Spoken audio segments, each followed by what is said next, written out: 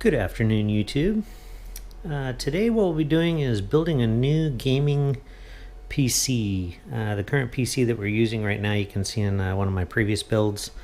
That PC primarily being a ASUS Maximus 6 Hero with a 4770K processor and 16 gig of Corsair DDR3 RAM running at 2666.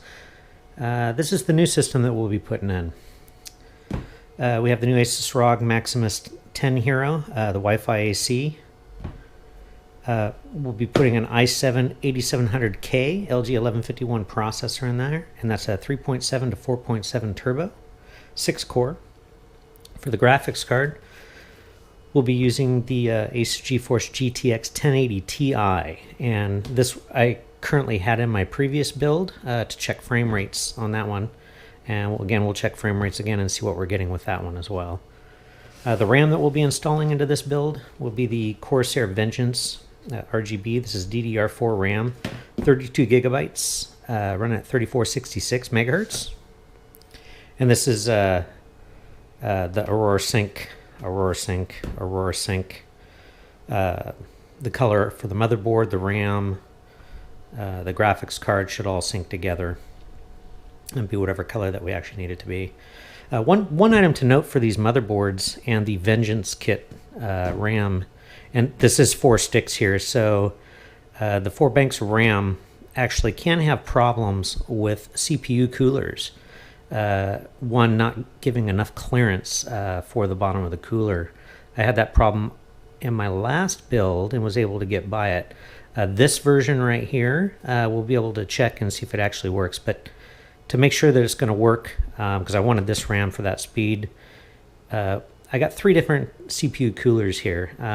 From the order that I want them to be installed, if it doesn't work, I try the next one. This is the Master Air MA610P.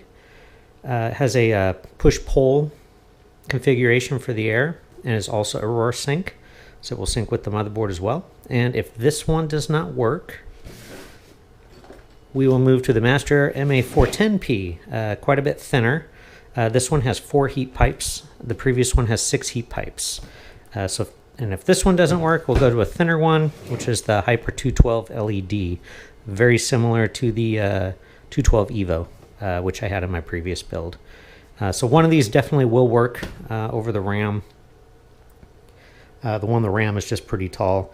Obviously, the Vengeance series, you don't have to get that, and the banks, the RAM sticks should be a bit shorter.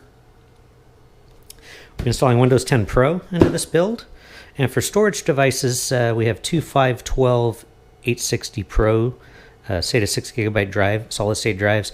Not sure yet. I may just run them straight up, or may run them in a RAID. I'm not quite made up my mind yet on that.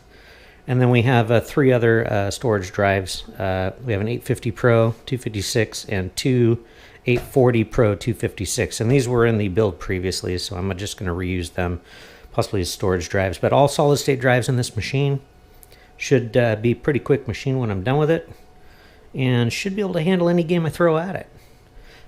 Typically, these builds with some nice high-end parts are going to get you about 3 to 4 years of top-end gaming before you have to start tweaking or overclocking anything. Right out of the box, though, everything in here probably 3 to 4 years without having to overclock. And we'll be running this on the Alienware 34-inch wide 3440 by 1440 120 hertz monitor, and graphics will be run on DX12 Ultra settings, as maxed out as we can get it. As much as the games will allow, and we should be able to peg be run consistently right at the 120 frames per second, matching the monitor's refresh rate with the frames per second with the G-Sync, and we'll see what we can do. The build is together. Went in fairly good. Actually, it was a good opportunity to get into the case and get it cleaned out really good. A lot of dust bunnies in there from before. We ended up not doing a RAID array, RAID 0 on this. We just went with the standard solid state drives on it. Extremely fast, and we'll probably definitely more than enough for what I need it for gaming. The drives are extremely fast drives already, so if I had just standard disk drives in here, I'd probably done a RAID array, maybe a RAID 0 on them, but these drives are pretty fast as it is, so I didn't go with a RAID. We have the 1080 Ti card here. The CPU cooler, as you can see on the CPU cooler, the first slot of RAM, bank of RAM, how it sits under the fan, pretty tight on that one. Luckily, this fan positions on the heat sinks, so you can actually slide it up just a little bit higher so the RAM fits perfectly underneath it. That's what I went ahead and did on this one. This is the original fan that I wanted to use. That was out right now. I might go ahead and change this fan later this year. Cooler Master has a new fan that debuted at CES 2018 this year that I really like, but it wasn't available till later on this year. But yeah, as you can see, it kind of sits over the top of that first bank of RAM. So it looks a little crooked, but it's not. It's actually the fan just sitting a little bit higher on the heat sinks. Still gives plenty of push-pull coming through. Feels nice, lots of air coming through there. Those are the RGB sticks, the RGB fan, and the RGB graphics card, and the RGB board in the back that we can see there. Alright, let's go ahead and get this put back where it needs to go, and then we'll load up a game and see how it looks. This benchmark test will be on the Alienware 34-inch 3440 by 1440p, running at 120 Hz on ultra settings.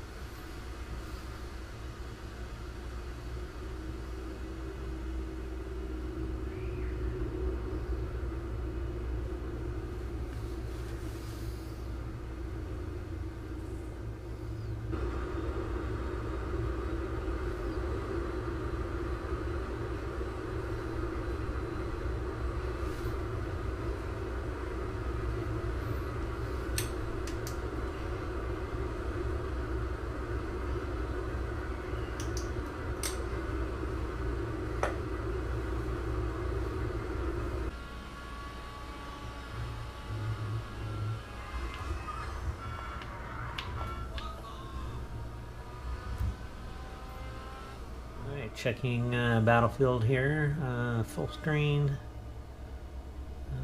3440 by 1440, sync on,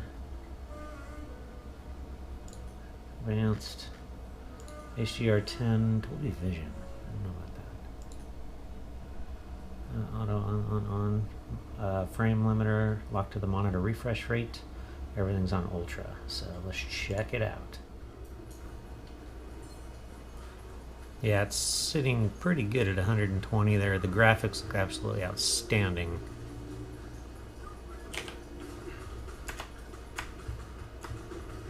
Where's he at? There he is. Killed by an airplane.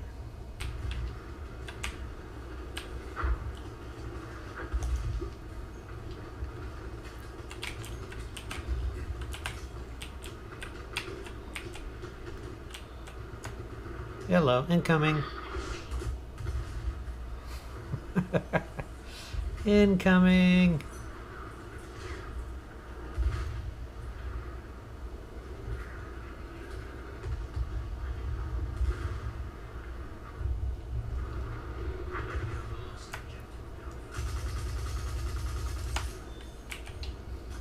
Alright, this is Tarkov. I think this one currently only runs at about 60 frames per second. I don't think you can max it out.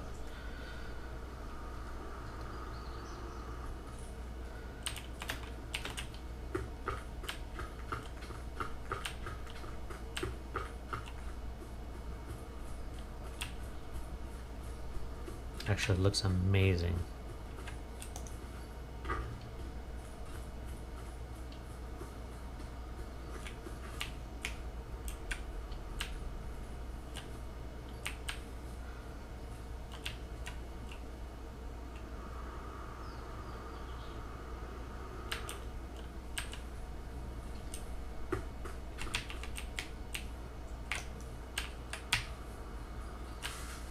PC's all done. We have our current gaming setup here. This is what the gaming setup looks like. We've got a Hue color lamp behind the monitor, the Alienware 34 monitor. Got a previous video on that on the site. Our curved monitor, the gaming setup there, the gaming rig, and then the workstation rig. I'm going to be adding some the new Corsair lights to these cases. They're the dual LED strip lights. They look pretty cool online, so I'll be putting those in. Got about 4 that are going to go in here. That'll be 3 of the 120s and 1 of the 140s with the controller for them, and then 3 for this one here. We'll get an updated shot on those when they get installed. I have to say I'm very pleased with the outcome of the new gaming rig update that I've done to it. Should last for quite a while with the new updates to it. So, yep. If anybody's thinking about creating a build like this or has any questions that they could think about any of the items in here, let me know. Drop me a line in the comments. I'll respond as soon as I can. I'd like to thank everyone for watching, and please don't forget to subscribe.